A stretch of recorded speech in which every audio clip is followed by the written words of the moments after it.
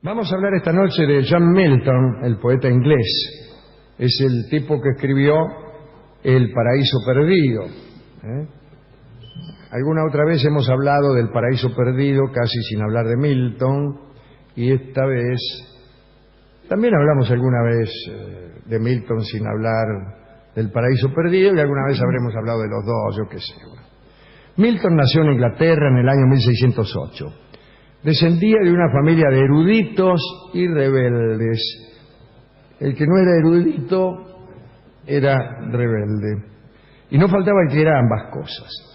El viejo de Milton era escribano, dedicaba todas sus horas libres, que eran muchísimas, acabamos de decir que era escribano, a sus dos pasatiempos predilectos, la música y la poesía. Alcanzó el padre una situación próspera. Compró una casa en Londres y allí nació John. Era el tercero de 6 hijos. Se crió en una casa donde se leía y se cantaba la mayor parte del tiempo, y eso está bien. A mí me gustan las casas así, especialmente para criarme. Después ya no tanto. Escribió John al respecto. Mi padre me destinó desde niño a seguir la senda literaria. Y era tan voraz mi apetito por saber que desde los 12 años rara vez dejé de estudiar y rara vez me acosté antes de las 12 de la noche. Un calavera. Sí, se nota. ¿Qué tiene que ver? Bueno, dice, y allí empezaron mis ojos a padecer, ¿no? Sufría además frecuentes jaquecas que, según él, no lograban enfriar el ardor de la curiosidad y del saber. Habla de los ojos porque famosamente Milton quedó ciego, ¿no? En el año 1620 ingresó a la escuela de Saint Paul.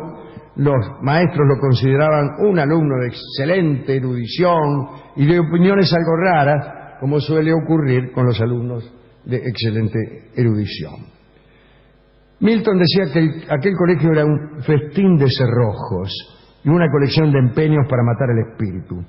Hay lugares que parecen destinados a aniquilar el espíritu, lugares donde todo florecimiento del alma es rápidamente sofocado. Milton fue siempre un rebelde, pero nunca un grosero. Algunos confunden, sobre todo en estos tiempos, la grosería con la rebeldía, de suerte que hay personas que ejercen inversamente la fórmula de Milton, es decir, son siempre groseros, pero nunca rebeldes. En 1625 ingresó Milton a la universidad y allí le pusieron como apodo la Dama de Cambridge. No es un buen apodo. No pudo evitar los castigos y las burlas de sus compañeros. Era injusto que lo llamaran así, pero, qué sé yo, acerca de la injusticia de los apodos podrían escribirse algunos libros, aburridos todos ellos. Dejo entonces para los ensayistas aficionados el siguiente título: Injusticia en los apodos, en la Edad Media o en el siglo XIX o en mi familia. En cuyo caso ya no sería un ensayo, sino un cuento de Isidoro Blastein. Más tarde, Milton, dejó las aulas, ya convertido en bachiller y doctor en filosofía. Hablaba y escribía 8 idiomas, uno atrás de otro. No. Uno atrás de otro es un agregado mío que no sé si es pertinente. No, creo que no. Bueno, salió entonces decidido a dedicarse a la literatura. El padre hubiera querido que fuera pastor, pero Milton se negó rotundamente a seguir la carrera eclesiástica. Se leyó los clásicos, se sabía de memoria extensos pasajes de la comedia, se sabía casi todos los escritos de Petrarca. En sus ratos libres estudió el órgano, tocaba, parece, maravillosamente, leyó la Biblia, estudió matemáticas, en fin. Tenía 29 años cuando llegó la Guerra Civil de Inglaterra en 1637. ¿Recuerda usted el episodio de Cromwell, no? Y Milton se convirtió en propagandista de la revolución, aquella revolución que terminó con la cabeza del rey Carlos I rodando por el suelo. Había decidido Milton desdeñar su vocación por la poesía e incluso su vida para defender los derechos de los hombres contra los llamados derechos divinos que alegaban poseer los reyes, ¿no? Cuando rodó la cabeza de Carlos I, Milton aplaudió la ejecución y llegó a santificarla. Un tiempo antes, Milton había conocido a una hermosa muchachita llamada Mary Powell. Ella tenía 17 años. Parece que era alegre, jovial y un poquitín ligera de cascos, por no decir otra cosa. Dice Borges: Milton pensaba que para cantar canciones heroicas había que tener un alma heroica. Por eso, como un sacerdote de la poesía, se mantuvo casto hasta el día de su matrimonio, pese a su temperamento sensual. Yo desconfío mucho de los temperamentos sensuales que no florecen de ningún modo, ¿no? En todo caso, ya se sabe lo que sucede cuando un hombre se mantiene casto, siendo que es el novio de una muchacha alegre, jovial y ligera de cascos. Bueno, se casaron, pero el matrimonio no funcionó. Parece que la castidad continuó y la ligereza de cascos de Mary también. Mary acusó a Milton de tratarla como un sacramento. Este hombre me trata como un sacramento, es extraordinario. Sí, yo lo trato como un vigilante, dice ella. La muchacha se rebeló y se fue con otro. Sí, está bien. Milton le envió entonces centenares de cartas. En todas ellas rogaba su regreso, pero no hubo caso. Lleno de odio, entonces Milton empezó a bregar por el divorcio en Inglaterra. O sea, empezó a trasladar la desgracia particular a lo general, que es lo peor que uno puede hacer con una desgracia. Aquel bregar por el divorcio cayó como una bomba en aires de rígido puritanismo. Todavía dio un paso más arriesgado. Sin haber anulado todavía su matrimonio y con muchos enemigos en la corte, empezó a cortejar a otra señora. En aquellos años eso estaba mal visto. Ahora, en cambio, está bien visto. Esta actitud desesperó a Mary. Y cierto día, al regresar a la casa, Milton se encontró con la sorpresa de que Mary había regresado. He vuelto, dijo. Cayó de rodillas y le pidió perdón. Escribió Milton en las cartas de su diario sobre lo ocurrido aquel día. Qué extraño es sentir la instantánea desaparición del enojo y la urgente necesidad del milagroso abrazo. Como se ve, las historias de amor son siempre lo mismo, ¿no?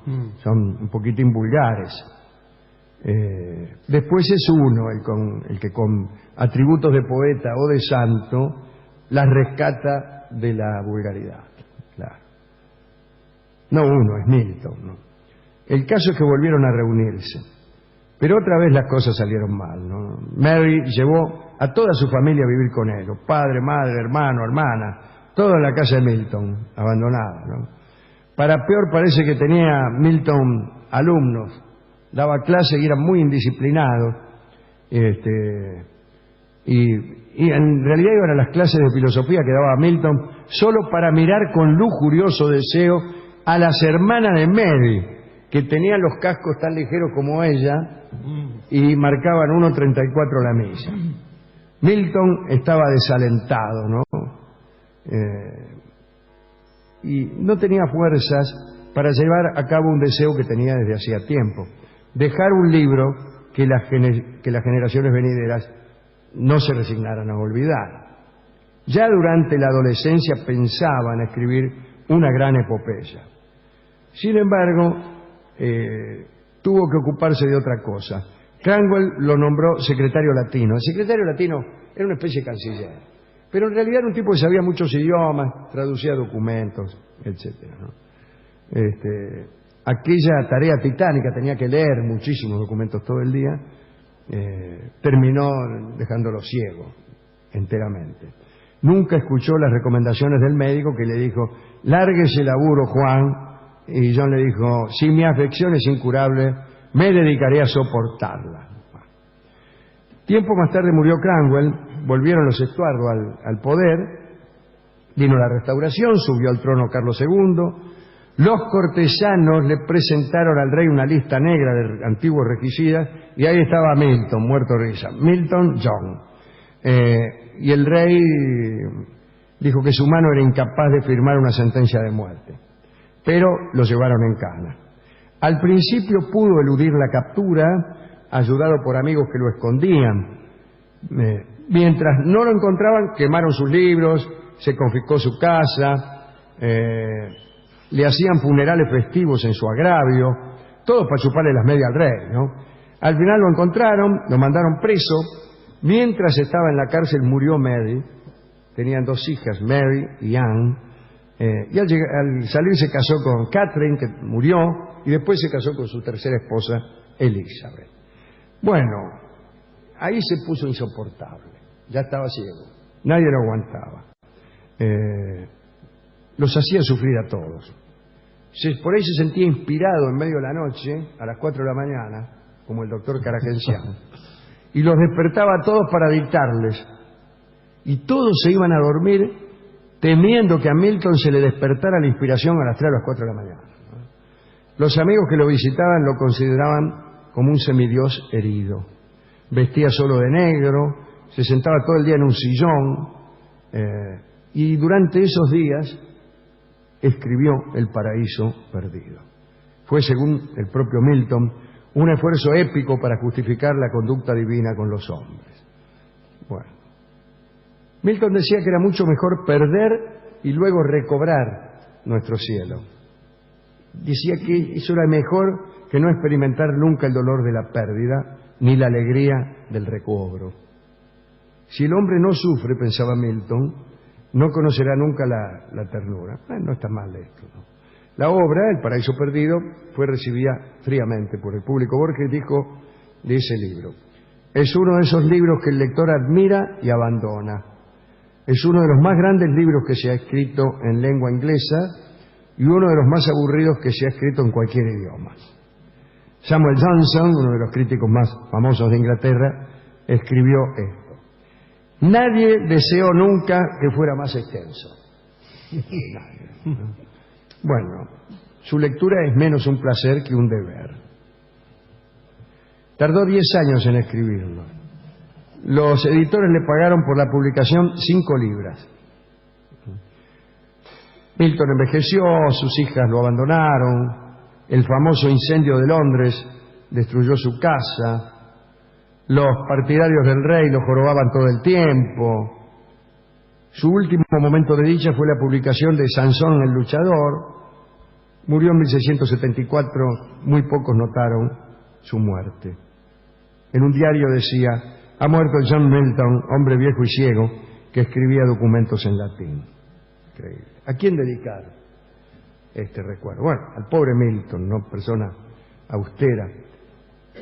Escribía sin rima, Milton. Comienza incluso El paraíso perdido con una defensa de la ausencia de rima y arguye que los clásicos no conocieron la rima, claro. Es una página que impresionó mucho al joven Borges, que tampoco usaba rima, y lo usó mucho para castigar a Lugones. Borges usaba este comienzo del paraíso perdido para jorobar a Lugones y a la rima, ¿no? También podríamos dedicar este recuerdo a la mujer y a las hermanitas, de las que no sabemos mucho, pero lo poco que sabemos es alentador.